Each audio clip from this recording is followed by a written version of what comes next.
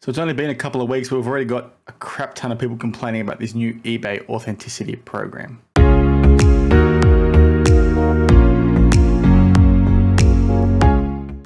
Hey everyone, Dan the Cardman back again. Welcome to another video. Glad to have you here. As you can see by the title, today we're looking at or giving an update on the new eBay authentication program that was announced a couple of weeks ago.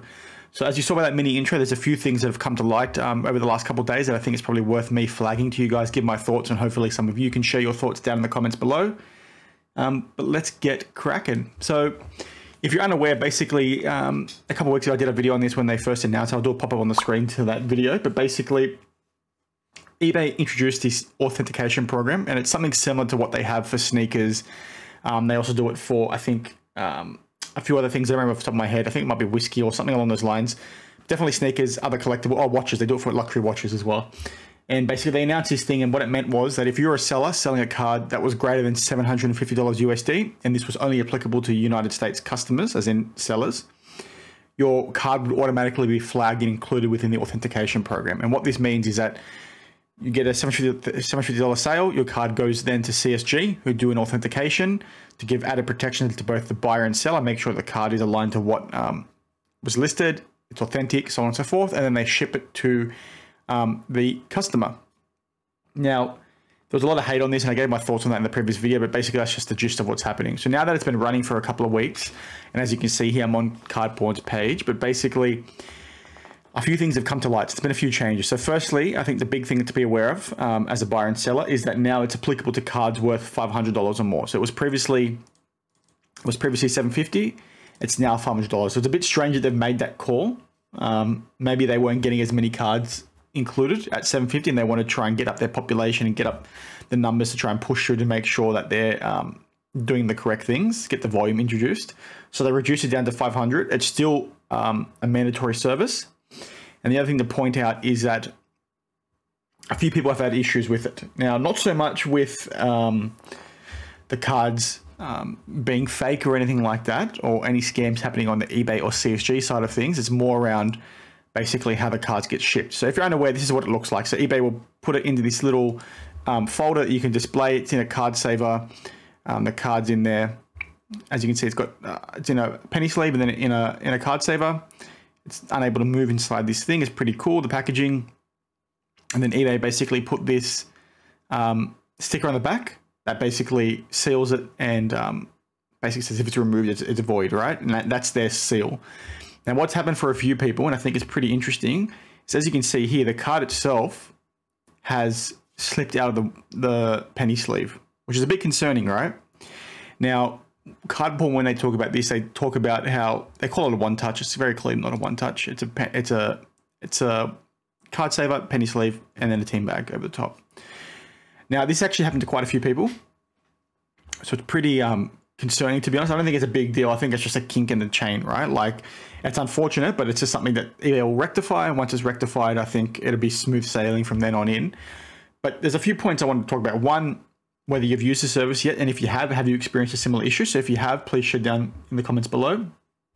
If you haven't, I'm keen to get your thoughts on what this means on two things, right? One, what your thoughts are around why they reduced the $750 to $500, and what you think that's a good thing or not. And then what your thoughts around how the packaging. Like for me, I think the packaging is quite good. I think if they can just maybe use tighter penny sleeves or come up with a way to make sure the card doesn't come out, maybe sealing the penny sleeve. I'm not sure how you go about doing that safely, but I think it's something they're going to have to work through and get done. But I still really like the service. I think it's a good thing for the hobby. Now, you'll see here, there's a lot of people that don't like it, and a lot of people hate on it. Maybe I can zoom in a little bit so you can read the comments a little bit better. You go back to the cards here, like talking about not necessarily wanting a minimum wage worker to look at his card. Like, I think from my perspective, that's not really an issue, right? Like, if I'm a buyer and I'm concerned that the seller might be sending me a fake card, or I'm a seller trying to sell a card, and from my personal experience, I've sold many cards over the last few months, and I've had 3 people in the last quarter alone try and scare me, basically saying the card they received wasn't what was sent. And I was fortunate that I recorded the packaging of my mail, so eBay sided with me. But that's this is what that's trying to avoid, right? Is primarily sellers trying to take advantage of the buyer, but then also buyers trying to scam their seller. So I think it's added comfort and trust within the process, which I think is always a much needed thing. this is irrelevant because like if they stuff up, oh, I'm scrolling the wrong spot. Like this is irrelevant. Like if eBay or CSG make a mistake here, like you're covered either way, right? The seller's going to get their money back. Oh, sorry, the seller will get a refund, compensation. The buyer will get their money back, right? Like I don't think it's too huge of an issue, but it seems to be a lot of people agree with this sentiment, and I just think they're looking at it the wrong way. Like I think one change that needs to be made within this process, like I said earlier, it's a mandatory process, right? What should happen is I think eBay should make this optional, and it should be at the discretion of the buyer or the seller, right? And that might add some complications into the eBay platform. I'm not sure how that actually works if you want to have the seller instigate it, but I think that option should be there. And if one of the two want it, then it has to get done, right? And then depending on who wants to do it, then they have to be the one to pay the fees, right? So if the buyer wants it, it's incorporated in his seller's fee.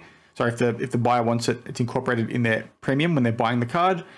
If the seller wants it, it's included in their seller's fee. For the time being, it's free, so it's irrelevant right now, but that's sort of where it should go, right? Because I think it's a much needed service, and if you don't want it, you shouldn't be forced to use it. But I can see this saving a lot of people some grief and some drama when there are scammers out there trying to take advantage, right? And if we look at some of the other comments, this person here saying it's a great option, like I agree.